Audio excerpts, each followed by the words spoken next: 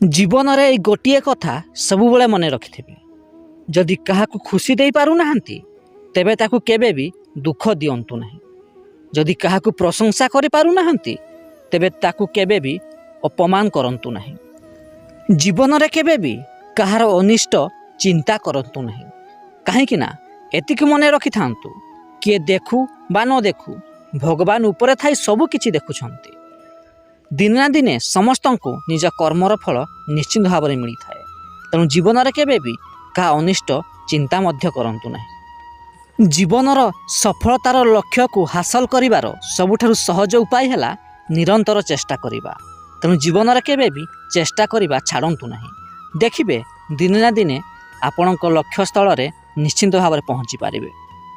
मनीष को बंचिया पाई केवल खाद्य वस्त्र और बासगृह दरकार नहीं, ता सहित भल पाइबा मध्य निहाती आवश्यक।